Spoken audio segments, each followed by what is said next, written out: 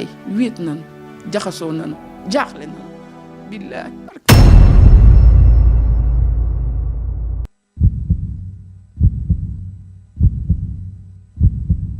salaamaaleykum mbokki internetu Sene News dal leen ak jàmm ci seen émission parcours d'espoir ñu ñëwaat dalal beneen invité beneen daanaan ngir waxtaanee lépp li nga xamante ne moo ajoo ci immigration ak lépp lu waa bokk ci mbirum tukkeeg yooyu du ñu guddal dañ koy bàyyi mu nuyoo ak internet di koy seetaan wax parcours am professionnel am ak yëpp ba laataa muy agsi fii nii tey monsieur Lo ñu ngi lay nuyu di la bàyyi nga nuyoo ak internet yi lay seetaan fii ci Sene News. asalaamaaleykum maa ngi leen di nuyu di leen sant di remercier donc El Hadj Malick pour cette invitation. di nuyu tous les internautes de Sene News donc à travers le Sénégal et partout dans le monde aussi. Donc pour la présentation donc moi je m'appelle Bara Lo. Donc je vis en France donc à Poitiers. Donc je travaille dans le domaine scientifique. Et maay def poste bi ñuy wax directeur d'études donc en immunologie quoi. Et pour am accès ci parcours boobu donc j'ai fait toute ma formation fii au Sénégal. Donc école primaire Guédiawaye Marché Bees donc foofu laa jaar durant toutes mes études. maa ngi defee mes études primaires donc à l'école EPAM après école 25 Khalima Diakhaté Kalassé donc qui est assez célèbre. Après tamit jaar Pikine Est B fa laa defee sama collège. Après Limamoulaye aussi fa laa defee sama lycée et tout. Et après le bac. Comme man moom j'étais quelqu'un de très curieux ak koo xam ne qui nourrissait vraiment benn ambition scientifique bu élevée et mu xamoon nag ni peut-être au Sénégal toog fii ça m'aurait pas ouvert toutes les opportunités yi nga xam ne moom laa bëggoon quoi. Du coup après bon j'ai eu la chance quand même d'avoir eu des parents yoo xam ne dañu gëm sama projet et tout. Donc qui m'ont vraiment soutenu qui m'ont vraiment aidé ba nga xam ne maa dem donc en France à Toulouse. Donc fa laa nekkoon à l'université Paul Sabatier fa laa defee ma licence en biochimie. Master en biochimie. Donc su ma wax nii nag bon je pense que ñi nga xam ne ñi ngi nekk kii ci science peut-être ils vont comprendre ñi nga xam ne nekkuñ ci science ils vont moins comprendre biochimie franchement. gars dañuy kaas nag parce que dafa bëri polémique mooy que man dama naan c'est la mère des sciences. Parce que dafay boole lépp tout ce qui est médecine chimie mathématiques physique. Genre foog nga am compétence ci domaine yëpp quoi. waaw boo koy wax waa médecine ñuy def biochimie biochimie mooy seen titre kaay. moom lañ gën a ragal comme matière alors que bon moi je trouvais pas que c'était très difficile. Parce que man nekk ma woon koo xam ne qui avait de très bonnes capacités de mémorisation. Man c'était plus côté logique bi. Et en même temps j'aimais beaucoup la biologie. Donc ça alliait vraiment ñaar yooyu quoi. Donc après sama parcours donc en biochimie université Paul Sabatier. fa laa amee sama master. Et comme li ma wax rek man moom genre comme booy Guédiawaye moom dañu am ambition quoi. bëgguma woon yam ci master. genre parce que bi ma paree ñu bëri ils sont partis travailler comme ay ingénieurs affaires yooyu. man bëgguma woon yam ci loolu. Ce que je voulais concrètement c'était de faire une thèse. avoir sama doctorat. Parce que depuis ma nekkee boy c'était ça avoir le doctorat. nu mu mënti def kii. waaw te comme en France nag bon ñu bëri. Comme parfois nit ñi bu ñu raconter seen parcours rek c'est linéaire. dañ lay wax genre affaire c'est facile quoi. Au final le truc mais avoir un doctorat c'était très difficile au début. Du coup sama première année bi may nekk déposé xam nga wër ay kii après bon je m'étais quand même j'étais pas très bien informé. Du coup année boobu mënu moon am doctorat.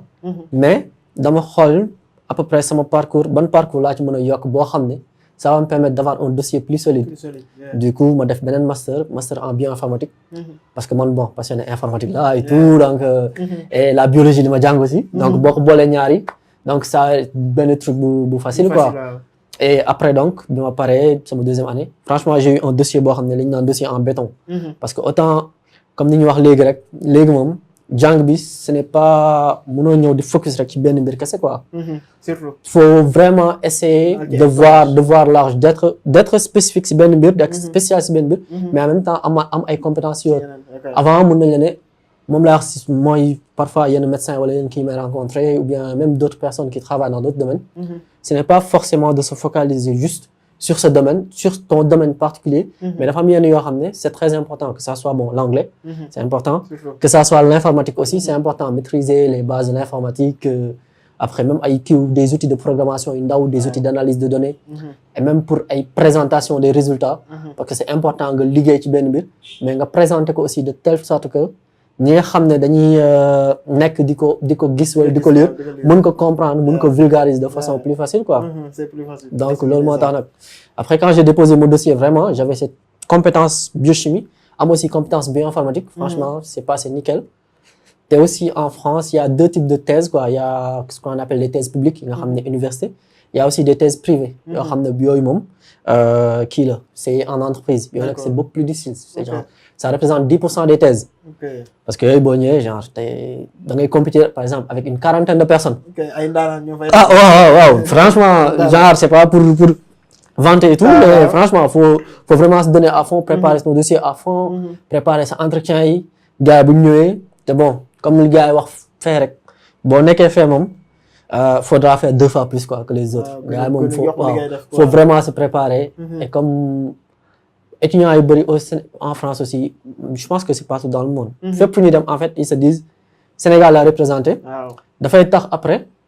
su fekkee benn Sénégalais ñëw na fi jaar na fi il a fait un excellent boulot. ëllëg su benn boy Sénégalais di ut stage wala affaire yooyu bu ñu gisee Sénégal rek. ils vont se dire ah ouais y a eu un Sénégalais qui est passé par là. yoo xam ne que donc faudra kii. donc loolu moom kii après j'ai fait un doctorat en chiffres bon le doctorat je l'ai fait à l'Institut national polytechnique de Toulouse.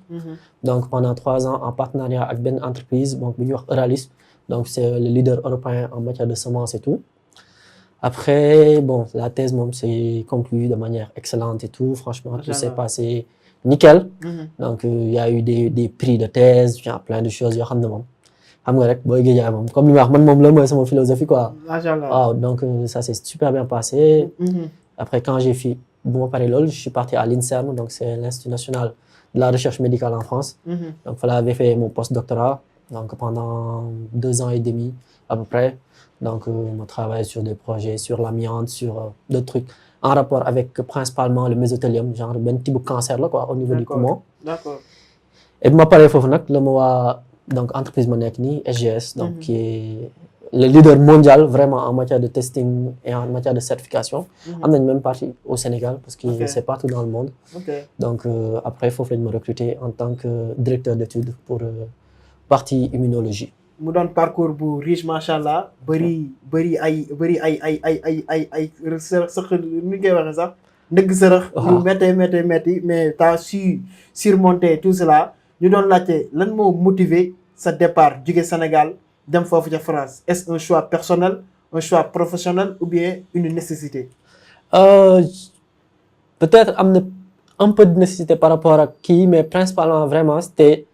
il y a une partie boo xam ne ambition quoi. Parce que je m'étais dit peut-être que su ma toogoon Sénégal ak situation parce que j'ai eu mon bac en 2010. bi ma paree j'ai vraiment voulu rester ici hein. J'ai fait defoon naa ay concours ay IST où j'ai été admis xam nga j'ai été admis aussi à kii mu tudd sax en médecine. Après bon en discutant avec mes parents xam nga rek paa yi fii moom ñaay médecine la ñuy gën a bëgg ak et tout ça donc j'ai laissé ma dem def médecine. Mais bu ma nekkee première année. Vite fait, genre, nous avons une grève, ça a duré presque 3 mois. Après, franchement, c'était au Sénégal. Donc, ça m'avait vraiment découragé. Et en plus, un truc, moi, que première liste de médecine, on était genre 80 personnes. Tu te disais, bon, ça va, genre, ça va. On s'est retrouvé avec 800 personnes. D'ailleurs, boy, du Guédiawaye, nous, université Djangui, sa boy, ngay wo, boy, jàppal ma place, affaire yooyu naa sam. Sinon, doo am place, wala da ngay taxaw cours bi di ko suivre. Donc c'était vraiment pas très intéressant. Comme le maire rek booy fi toog moom ba pare seen médecine franchement je les félicite ay jàmbaar lañ parce que man moom au bout de 1-2 mois si la lâché quoi complètement ma ne genre man ak li ma bëgg a def yëpp ak li ma kii du question que yambar la parce que booy géejaay et tout là ça mais teewul ni genre je m'étais dit peut-être que à un moment donné ça va peut-être bloquer benn mbir te vraiment jàng bi comme li ñuy wax rek boo jugee banlieue moom ce sont les études mooy nekk ascenseur social quoi. Parce que moom mooy la seule issue boo xam ne moom nga gis waaw donc t'as vraiment la nécessité fight rente lépp loo xam ne daf lay bloqué moom nga jël ko teg ko fële donc là j'ai vu que côté boobu franchement ça allait me bloquer et en plus bon grand yi aussi bu ñu lay expliquer dañ lay wax ne la booy boo paree médecine pour trouver benn poste pour trouver benn truc tu vas vraiment galérer à faire donc du coup waaw je me suis dit bon vas-y moi je vais me barrer je vais partir en France et tout c'est vraiment côté ambition bi noonu ak vouloir vraiment titiller les sommets parce que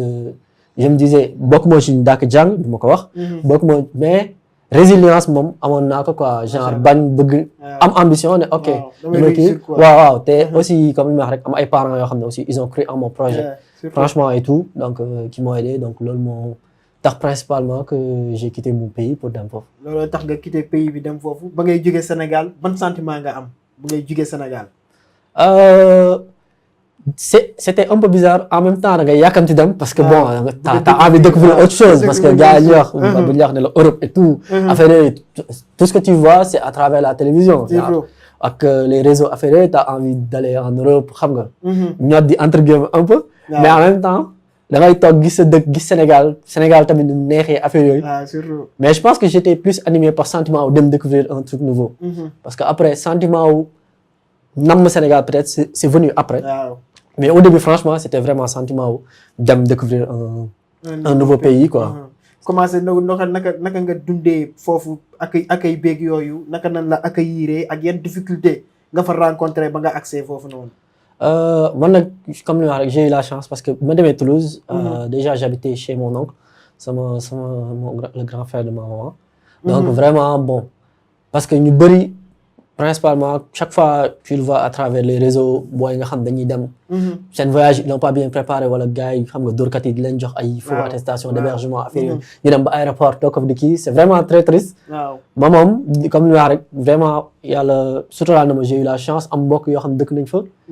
ñoo xam ne boo ñëwee pour dem inscrire pour tout genre ils m'ont aidé kii ma waaw te en plus à Toulouse moom il y a une grosse communauté sénégalaise quoi vraiment bu ma ñëwee on était peut-être une vingtaine ou une trentaine à se connaître dès la première année ñu ñëw na première année. donc gars yi ñoo ñëw dëkkandoo affaire yooyu et tout. franchement doo sentir manque bi et tout parce que sa gars yi yéenay nekk. parfois ngoon ngeen dem football yi. affaire yooyu bon moom dañoo simple bu ñu amee fu ñu footballee. am fu ñu fii rek xam nga yomb na quoi. te comme li ma wax mes parents tamit ils ont préparé ce projet là depuis longtemps parce que xamoon nañ avant que vraiment dama bëggoon. je voulais partir waaw donc ñoom aussi ils avaient préparé xam nga à travers épargne ay affaires yooyu waaw pour nga xam ne genre su ma demee moom mes études seront plus faciles en plus j'ai eu la chance aussi d'avoir une bourse donc bourse sociale boo xam ne aussi ça m'a aidé grandement donc j'ai pas eu vraiment galère yi nga xam ne yu bëri donc j'étais vraiment focus ci jàng peut-être que c'est aussi ça qui m'a aidé à même ay ambitions très hautes parce que gars yi bëri bu ñu ñëwee ils sont obligés de travailler à côté et parfois c'est très difficile parce que booy soog a ñëw dëkk bees il y a d'autres codes de vie il y a d'autres codes sociaux affaire yooyu genre c'est complètement différent ni ngay dundee Sénégal ak ni ngay dundee foofu bokkul gars yi seen mentalité yi bokkul donc faut vraiment nga am socle déjà socle social bi nga xam ne mooy des Sénégalais gars yi xam ne dañ nekk à côté aussi nekk nit nga mën a nekk ak ñoom mën a kii en même temps aussi am benn ouverture d'esprit boo xam ne dina tax nga xam ne nekkatoo sa dëkk. mënatoo dund complètement comme ni nga dundee sa dëkk. relation yi c'est complètement différent. fii par exemple benn exemple bu ndaw laa jël genre fii professeurs yi genre moo comme ay yàlla lañ leen kii mais genre ñoom ñooy ils sont au-dessus de tout. genre même pour poser question wala même pour à l'université wala pour kii c'est très difficile à ko faire les gens sont vraiment très accessibles. da ngay ñëw premier cours ils te donnent leur mail. ne la ok s'il y a des trucs wala des problèmes vraiment ngeen envoyer mail su fekkee benn chapitre wala benn truc vous l'avez pas compris vous pouvez passer à mon bureau xam nga ñu jël seen temps vraiment expliquer donc ça aussi genre ay points positifs la yoo xam ne aussi je les ai retrouvés là-bas yoo xam ne bon ça a facilité vraiment sama intégration quoi. intégration foofu noonu nga am parcours si recherche scientifique naka nga def ba intégrer foofu ba commencer fa liggéey di fa yëngu ak yooyu. je pense que début bi moom. C'était difficile parce que comme ni ma wax rek des fois gars yi sax nañ ko dégg ci yenn chanson rap français yi bu gars yi di wax booy banlieue naan vraiment si t'es noir faudra donner 2 fois plus que les autres vraiment boo gisee booy surtout booy nga xam ne ñu ngi ay master ak affaire yi nga koy laaj heure bi pour trouver un stage rek c'est extrêmement difficile parce que bon doo comprendre quoi parfois da nga am dossier en béton am vraiment tout ce qu'il faut dem entretien nga génn t'as la confiance et tout waaw nga génn nga ñëw gars yi defal la refuser parfois bu nga déposer il y a des gens tu les vois sur les réseaux dañ la daan déposer nañ ay plus de ay 100 CV mun ñu fexe ba intégrer benn affaire ou stage wala alternance c'est extrêmement difficile moom li ma wax j'ai un peu eu la chance sama parcours comme c'était un parcours boo xam ne moom c'était très riche. Les connaisseurs peut-être nañu xam bon j'étais spécialisé en protéomique et en métabolomique. Donc deux trucs yoo xam ne c'est complètement genre am na interconnectivité mais en même temps c'était très riche nga nekk spécialiste aussi en spectrométrie de masse en RMN. Ça m'a permis vraiment me trouver benn stage à l'INRA. bi ma amee stage nag c'est ça qui est super important comme ni ma wax gars yi rek c'est ce stage moom c'est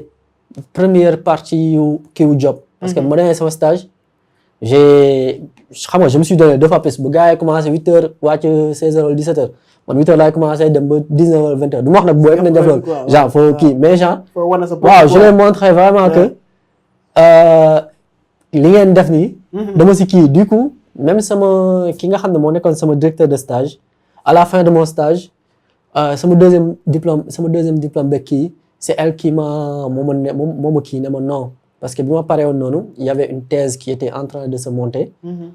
avec une entreprise léegi moom moo ma ne donc ce que tu vas faire mooy da ngay def beneen diplôme en tendance surtout parce que bii nii ce serait super intéressant à faire donc bu paree yow bi nga xam ne bu thèse chiffre bi génnee donc yow tu auras un dossier en béton. D'accord. Et ça a été tellement bien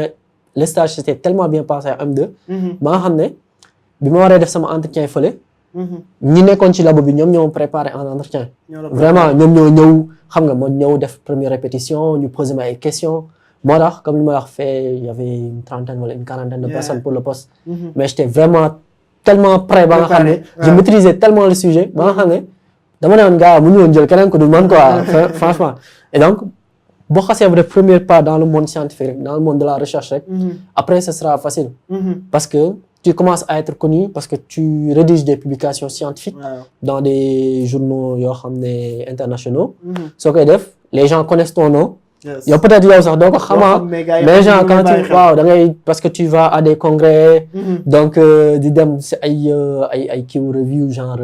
da ngay dem congrès dans plusieurs pays parce que Europe aussi loolu moo si yomb donc soo commencé travailler dans le monde scientifique rek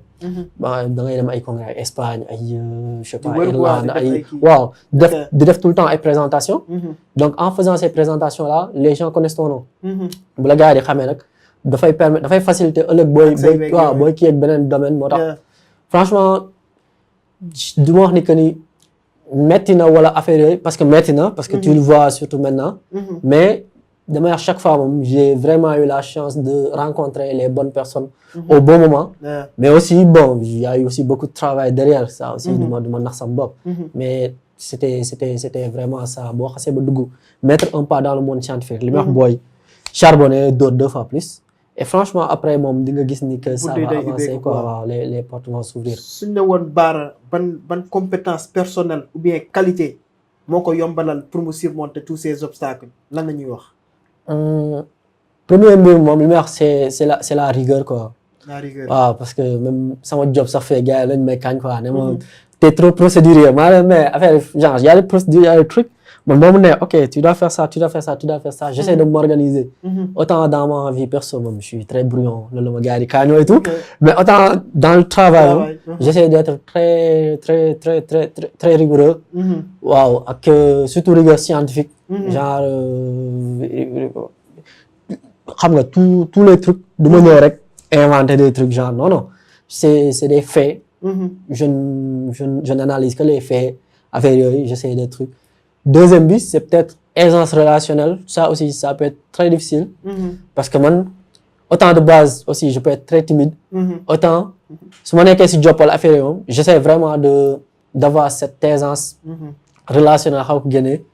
Troisième but, c'est la créativité. Surtout en termes de recherche scientifique. Parce que tu fais face à des problématiques. Plusieurs personnes doivent y réfléchir. Souvent, li gars yi def mooy ils vont li nga xam ne gars yi moom la ñuy def rek moom la ñuy xalaatee rek noonu ngay topp di xalaatee parfois pour te démarquer il faut un peu sortir des sentiers battus quoi nga indi leen benn affaire bu bees gars yi ñoom je pense que la plupart du temps c'est ça qu'ils recherchent c'est cette créativité là te loolu li may wax gars yi rek lu ma ko indi moom sans faire c'est les jeux vidéo gars yi dañuy casse booy naa leen bu leen jouer jeu vidéo mais vraiment genre en termes de jeu vidéo genre en façon de réfléchir très rapidement affaire yooyu c'est cette créativité là aussi ak aussi les animés manga ak affaire yooyu moo tax bàyyi leen seen doom yi ñuy jouer jeu vidéo ak di seetaan ay manga animé day nourrir seen créativité et franchement ça va les aider dans leur parcours quoi ça va les aider dans leur parcours sa parcours ba tey gis nañ la nga cofondé benn entreprise internationale diggante France ak Sénégal lan moo la animé pourquoi ce choix ak yan défi nga bëgg a relever non c'était principalement parce que pour créer benn pont rek entre parce que comme li ma wax rek j'ai eu plein d'amis yoo xam ne dañ nekk foofu am tamit ay gars yoo xam ne dañ nekk fii donc on essaie de créer benn sorte de pont benn kii projet pour au moins apporter suñu expérience ak suñu expertise fii même si c'est très difficile donc petit à petit la ñuy taaba ndànk parce que bon après ce qui est difficile mooy comme ni ñuy wax rek projet kenn mënu ko gérer à distance donc sam booy yëpp ñu ngi fee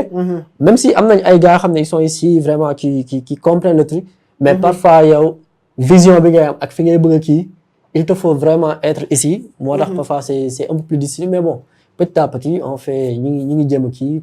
peut-être que d'ici quelques années on va être beaucoup plus présent ici et donc ça va permettre de faciliter plus avancement bi quoi. Ça va permettre de faciliter plus avancement bi yan sacrifice nga def pour réussir tey jii yan sacrifice nga def boobu ba tey pour mën a agsi fii nga agsi fii tey. bon je pense que comme li ma wax rek comme que nit moom bu la yàlla suturaay bu amee chance aussi sur plein de choses. après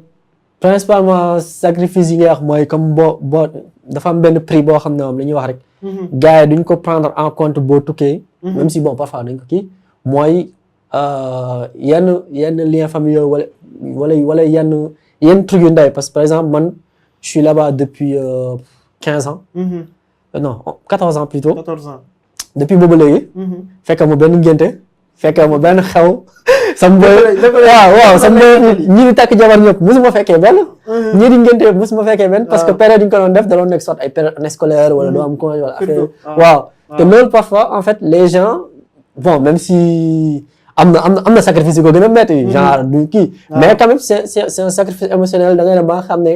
parfois même ta façon de penser ta façon de voir gars yi ñëw na am booy bi day xaw a kii alors que da ngay am benn métamorphose bu ndaw boo xam ne mooy am et tout c'est que c'est un prix à payer quoi prix à payer où tu t'éloignes de ta famille prix à payer où que ay genre tous les bons moments wala affaire wala même les mauvais moments man y a eu des mauvais moments des décès yoo xam ne mënu moo ñëw genre et que c'était extrêmement difficile après ngay ñëw et tout genre au moins t'aurais voulu rendre un dernier hommage à la personne et tout donc mais genre ce sont des prix à payer après bon gars yu bëri ba laajee dañ naan bon c'est pas un prix très difficile quand même mais après moom c'est un prix à payer et aussi il y a aussi benn pression mentale aussi booy am mooy que ni comme li ma wax rek gars yi nga xam dañuy pare seen jàng master 2 pour trouver un stage extrêmement difficile xel bu ni ngay nekk di xalaat tu te dis waaw man samay parents ñu ngi fay sama jàng gars yi di rey seen bopp euro beeg franc CFA bokkul de gars yi bu ñu liggéeyee ba kii 300 000 affaire 300 000 fii salaire bu rëy la envoyé la 450 euros 2 semaines 450 euros nee na tër jeex donc gars yi rey seen bopp pour jox la kii yow nga jàng ba master mënoo am stage mënoo am liggéey mënoo kii genre c'est une pression mentale boo xam ne c'est énorme vraiment gars yi moo tax damay ñaax parents yëpp soutien boobu bañ teg booy pression benn parce que vraiment booy fa nekk yëpp ils sont ambitieux quoi vraiment booy yëpp bëgg a teg booy yëpp bëgg a rey seen bopp donc c'est pas trop la peine de leur rappeler en leur disant non yow naan sans truc parce que booy yëpp même ambition boobu la ñu am donc pression mentale boobu moom laa bëgg gars yi xam nga xaw a kii waaw xaw nga diminuer ci booy quoi parce que c'est extrêmement difficile tout n'est pas rose là-bas gars yi dañ lay comme ni ma wax rek gars yi seen réussite rek lañ lay wan mais galère yi nga xam ne dañ koy dund ak affaire yooyu gars yi kenn ko wane genre dañ lay wan solo yu rafet ak réseaux sociaux photo yi xam nga waaw tu te dis que gars yi mu kii alors que waa ji bu toogee bu nekkul góor dëgg bu toogee guddi gi day jooy wala affaire yooyu mais loolu moo tax c'est plus pression émotionnelle boobu ngay am moo tax mais bu la yàlla suturaale rek comme ni ñu wax moom macha allah moom après moom dañ siy génn sans souci quoi. si sa parcours lan ngay toog nga xam ne am nga si fierté ci sa parcours ak ban difficulté nga toog di nga xalaat naan lii dund naa ko te metti na ma lool depuis ba nga nekkee France ba tey. Bon ma commencé si difficulté moom je pense que bon côté jàng moom alhamdulilah quoi parce que quoi qu'on puisse dire Sénégal moom on a une formation qui est très excellente li may wax rek bu ma demee fee moom xam naa li moom samay parents bi ñu ko découvrir dañ ma ne kii dañ koy rey mooy que tam doon daw jàng rek parce que fee bon à l'université il y a les cours magistraux il y a les TD et les TP quoi cours magistraux genre ay 7h45 la ñu commencé à Toulouse. du matin waaw man cours 7h45 moom maa ngi jégalu bu doon lu important woon ma dem quoi mais TD TP quand même je l'ai préparé à l'avance. ba nga xam ne bu ñëwee genre je comprenais le cours quoi. je faisais sacrifice bañ a dem foofu mais dama doon jàng quand même. mais aussi li ma ko may mooy que fii genre jàng bi c'était tellement difficile ak comme ma booy ba fi yóbbu rythme bi ngay jàngee lycée. boo ko yóbboo en France dara du la téye. di nga réussir quoi ça c'est sûr et certain dara du la téye parce que fii au lycée jàng Limaamu Laay wàcc dem réviser ji Ababacar Sy ba ay 22h affaire yooyu kii ku ko def France je te jure benn jàng du la téye. surtout côté science après côté ñi nga xam ne dañuy def ay droit affaire yooyu nag bon mënuma kii parce que xaw ma parce que ñooñu tamit c'est une autre forme d'étude. boo xam ne ça fait appel à d'autres capacités cognitives donc man kii man li nga xam ne côté science côté logique jàng réviser faire des exercices affaire yooyu. franchement si tu le fais doo kii même si après aussi les TP parce que ñun Sénégal fi moom amuñu pratique bi. donc pratique bi aussi ça peut être difficile. je pense que côté difficile yi c'était principalement ça côté pratique bi et aussi durant la thèse aussi. parce que waaw durant la thèse moom j'en ai chié à des moments moom franchement parce que comme ni wax thèse entreprise laa ne woon. donc l'entreprise avait financé des centaines de millions d'euros.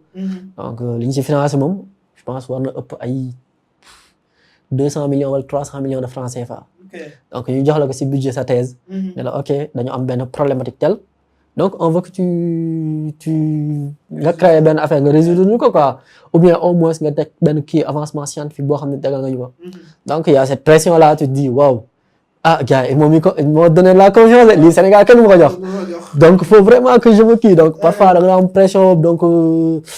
des fois mu doon toog naan mais man du ma indi jàng fii ay toog naan waaye ndax sama papa nekkul Youssou Ndour baay wala kii ma nekk benn boy milliardaire quoi lu tax may sonn di xëy sama bopp si lii quoi mais après quand même comme ni ma wax rek c'était très difficile mais c'est ça qui ça donne plus de plaisir aux réussites. Parce que genre tu as ton doctorat et tout et en plus comme ni ma wax sànq si introduction bi sama thèse ça a été nominé bon ça a été même pas nominé ça a été primé parce que j'ai eu le prix de meilleure thèse aussi de l'Institut national polytechnique donc c'est une fierté nga kii jël benn boy Sénégal dugal foofu donc dama naan ëllëg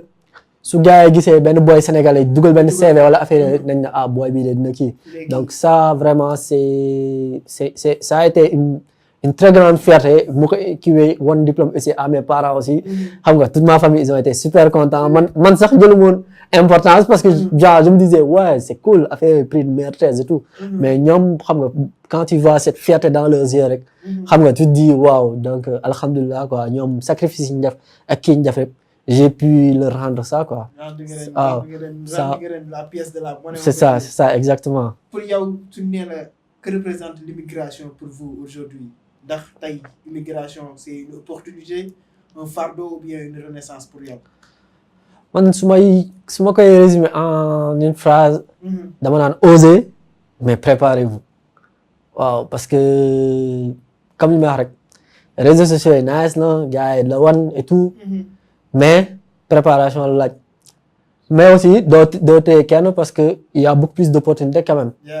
il y a beaucoup plus d'opportunités là-bas genre si t'as tes diplômes et tout. même si c'est super difficile mais je pense que Sénégal aussi noonu la mel Sénégal aussi il y a des gens yoo xam ne pare nañ seen master. je pense problématique yooyu la booy am fii aussi dañuy pare pour am stage. c'est tout un problème mais boo def stage dañ lay fay au moins fii da ngay gis gars yoo xam ne dañuy def stage pendant 6 mois nga pare am sa diplôme sax duñ la proposer poste duñ la proposer stage donc c'est encore beaucoup plus triste en fait mais c'est li may wax gars rek quand la préparation rek projet la quoi c'est un projet boo xam ne da nga koy préparer ak ta famille ak tes parents et franchement si tu le prépares et que tu le fais moom tout se passera bien il y aura comme ni wax il y aura des sacrifices à faire un truc mais Sénégal fii aussi dafa metti waaw xam nga moo tax dama naan gars yi oser mais vraiment préparez-vous parce que si soo préparé moom tu vas finir très très mal di nga tu vas xam nga li ñu naan tu vas tomber de très très haut waaw te xam nga di nga am ay regrets yoo xam ne parce que comme li ñuy wax rek comme y a des gens qui ont réussi entre guillemets il y a aussi beaucoup qui ont échoué waaw et ñoo xam ne tey buñ leen waxaatoon ñu dem dañ naan jamais de la vie ma def ko donc et aussi en fonction des pays parce que en France ce sont les écoles publiques donc ça va c'est beaucoup moins cher ay Canada États-Unis sont des boîtes privées les gars ils paient des waaw donc mënoo fa jékki-jékki rek dem fa sur un coup de tête parce que gars yi dañ naan dem Canada donc cette partie préparation su leen ko gars yi nekk fee bu ñu leen koy wax ce n'est pas pour bu bloquer wala di leen naan ay bu leen ñëw wala affaire yooyu mais c'est pour vous dire sama waa ji genre bu leen gëm gars yi kii de li ma wax dama ko je le répète plein de fois mais c'est la réalité bu leen gëm gars yi li ñu wane kii waaw préparez-vous même préparé fee xam nga affaire góor vous y allez waaw affaire bon jigéen tamit balaa féminicide di dal sama kaw waaw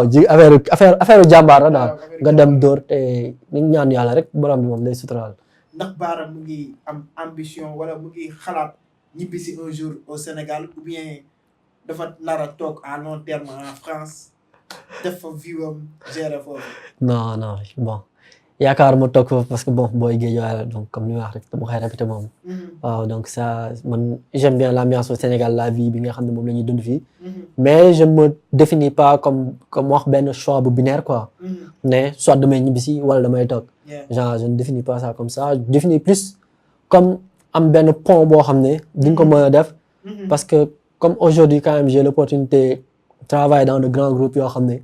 fu si nekk quand même j'ai pu établir ay contacts ak affaire yooyu donc jéem a établir benn pont boo xam ne dina tax au moins peut-être dina am ay boo yoo xam ne au lieu ñu demoon fële pour uti ko fële ñu toog Sénégal parce que tamit waaw comme li wax il faut des millions pour aller là-bas donc am na boo yoo xam ne ñoo ma gën a tàng téeméeri fukki jàng si jàng et tout mais xam nga amuñu moyen ak affaire donc si tu parviens à créer benn pont wala ay link yoo xam ne ça puisse permettre boo yooyu di am opportunité yooyu ici au Sénégal ce sera beaucoup plus intéressant donc moi c'est loolu laa gën a kii quoi comme li ma wax rek genre sa dëkk daal ak sa kii du fi nga xam ne foofu nga juddoo wala foofu nga kii mooy fi nga xam ne fa ngay gisee sa bopp fi nga xam ne fa tes parents fa lañ nekk fi nga xam ne on te kii à ta juste valeur quoi parce que tamit bon boo ñëwee Sénégal gars yi di la xam nga di la jéem a pas di la jëm jaay mais yenn affaire et tout nga dem fee gis ni gars yi genre il te considère donc forcément yow doo ne non damay ñibbi Sénégal pour kii même si là quand même je pense que la plupart des gens ils ambitionnent de revenir au Sénégal mais en même temps jéem a def créer benn jonction entre deux pays pour nga xam ne jéem a indi ay opportunités de la France au Sénégal quoi. Pour yow que signifie le concept de chez soi?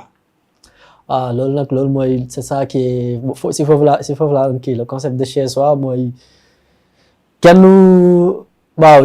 du man dama naan concept chez soi du forcément fi nga juddoo wala fi nga màggee fi nga kii c'est vraiment fi nga xam ne gars yi ils te considèrent à ta juste valeur quoi loolu sama benn tons moo mën a wax phrase boobu à chaque fois donc moo tax te plus que ay màgg rek plus nga koy kii quoi on aime le Sénégal kenn gënuñ ko bëgg gars yi dañuy xaas ay diaspora ak affaire mais gars yi nekk fee kenn gën leen bëgg Sénégal genre bu nga wax man su may toog di seetaan ay YouTube wala affaire yi tantan di déglu hymne national bi émotion yi ngay am affaire da lay dugg ça te vient dans les trucs boo ñëwee Sénégal fii da ngay wër sa vacances yi t'as tout le temps le sourire aux lèvres parce que sa dëkk fi nga xam ne fa ngay gis sa copain yi waaw fa ngay gis waaw affaire bu ndaw rek mooy di gis ay tubaab rek wala di gis ay Sénégal di gis ay noir rek c'est complètement différent genre ça trans truc mais parfois da ngay xam nga rek da ngay ñëw fii toi tu veux xam nga da nga am ambition bi am volonté bi gars yi ba dañuy jékki-jékki lâcher tout ñëw fii xam nga bëgg kii mais xam nga da nga fiy ñëw gars yi te considère pas duñ doo xam parce que fait tout est li may wax tout est plus mais avec kii gouvernement avec le truc numérique peut-être ça va aider fais les offres d'emploi tu vois t'as des sites spécialisés et tout tu déposes ton CV ta lettre de motivation tu passes des entretiens classiques affaire dans ça mais trucs kii mais fii Sénégal da ngay ñëw ay demande manuscrite xaw ma nangam sax vraiment des trucs yoo xam ne tu te dis mais en fait qu'est-ce que ça va rapporter en plus surtout. de benn poste de chercheur wala affaire d'écrire une lettre manuscrite mais franchement les gens sont amul y a aucun truc quoi genre amul benn valeur ajoutée bu mën a indi wala ñu naan la ay diplôme nangam sangam du bac légalisé man maa ngi nii sama bac ba léegi mënu ma fay ba jëli ko parce que maa ngi fait chaque fois un truc heureusement là ça va ñu ngi avec kii numérique bi mën nga digitaliser mën nga kii mais genre je sais pas on te demande benn truc tu ramènes ton diplôme de licence master doctorat mais boo amee diplôme licence master doctorat ça veut dire que am nga bac donc pourquoi on te demande donc parfois daal si affaire yooyu mooy xaw kii mais man daal le concept de chez soi comme ni ma ko wax gars yi rek mooy fi nga xam ne daal on te considère à ta juste valeur quoi c'est principalement ça. Pour conclure xam naa ne ñu ngi ci fin wu émission bi presque ban conseil ngay jox jeune boo xamante ne mu ngi soxla di agsi foofu ca France ou bien mu ñëw mel na comme ku réer ou bien bu nekk dans l'incertitude ban conseil nga koy jox. premier conseil bi premier mbir mi mooy c'est normal. C'est parfaitement normal gars yi fay soog a ñëw ñëpp. boo ñëwee dëkk bu bees culture bu bees façon de vivre bu bees. di nga stressé tu vas galérer tu vas y aura des nuits yoo xam ne tu vas regretter tu vas dire mais qu'est-ce que je fous ici nangam sangam truc c'est normal. life bi noonu la mais affaire moom xamal ne ni muy wàccee nii rek noonu la yéegaatee. et que phase yi nga xam ne foofu ngay gën a au plus bas. foofu nga war a nag gën a am résilience bi. foofu nga war a gën a nekk jàmbaar bi foofu nga war a gën a man comme li may wax rek fa innamaa l-usri yusran innamaa l-usri yusran loolu mooy sama façon de faire. mooy à côté de la difficulté certes y a la facilité mooy que à chaque fois si t'es au plus bas. xamal ni borom bi mi ngi lay préparer benn mbir boo xam ne bu dàkk bu gën a kii donc tout le temps nekkal xalaatal. man comme ni ma wax rek li ma doon aider principalement mooy damay xalaat ni am na ñoo xam ne maa leen tane comme li may wax am na booy yoo xam ne booy ma jàngandool booy ma gën a tàng téeméeri fukki jël ñoo xam ne peut-être sama opportunité bu ñu ko amoon mais ils vont me dépasser à des kilomètres duñ ma sax xool mais man yàlla suturaal moom opportunité boobu kii si donc même bu jafee pour moi je me dis mais genre ouais am na des gars yoo xam ne xam nga ils galèrent ils vivent beaucoup pire xam nga da ngay toog nga relativiser quoi même si c'est difficile mais genre relativiser mais bul jàpp ni c'est anormal que mais faut te plaindre faut que genre nga xam ne c'est normal dafa metti ngay kii mais en même temps xaw a relativiser ça va te permettre xam nga di avancer ndànk-ndànk xam ne daal fii daal li may wax rek yàlla ji ñëpp la fi nekkal ñu tàll suñuy loxo rek di ko ñaan te incha allah rabbi xam nga tout ira bien man moom je suis un éternel optimiste. Pour jeexal. ñu laaj la rek benn phrase ou bien un mot qui résume votre parcours d'espoir. benn phrase wala benn mot. wax booy être ambitieux waaw man gars rek marché beesa doxantoo ci booy ak affaire yooyu naan xam nga dox samay dawal ko sareet yi sama tànku neen di daw di fubal ak affaire yooyu kii tey par exemple su ma nekkee sama bureau fait EGS xam nga tu rencontres parfois ay sommité mondiale man damay rencontre ay prix Nobel ay genre des gens ay gandi chef d'entreprise et tout waaw da ngay toog di wax gars yi di la déglu parfois tu ressors tu te dis waaw non tu te dis ouais bon après yow boo koy dund en fait tu t'en rends pas compte quoi tu te dis ouais c'est normal bon tu commences à être habitué mais il suffit parfois nga koy raconter wala nga koy wax kii gars yi non ça yow li nga kii mais yow tu te dis bon ça va mais loolu yëpp rek li ñuy wax rek ambition li ñuy wax booy moom ba yi gars yi naan xaw ma nit ku ñuul xaw ma borom karaw bu ñuul wala nit ku ñuul dara jomb ko vraiment faut se donner les moyens dóor comme li may wax rythme bi gars yi doon jàngee lycée dóor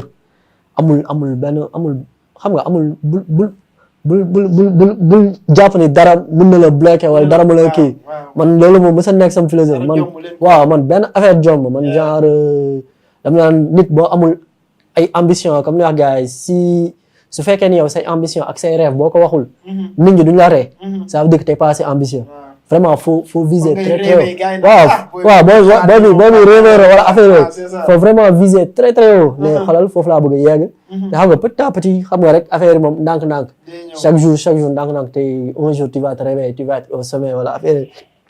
tu vas dire ouais ça va xam nga j'ai pu le faire donc alhamdulilah quoi. alhamdulilah rêver tôt ou tard incha allah dina réussir di ngeen réussir lépp li ngeen xamante ne bëgg ngeen ko lii moo nekkoon seen émission parcours d'espoir ñu doon dalal tey benn ndaanaan di leen jox dig daje beneen yoon ci beneen invité ak yeneen ndaanaan merci beaucoup. tey wéet nañu jaxasoo nañu jaaxle nañu billaahi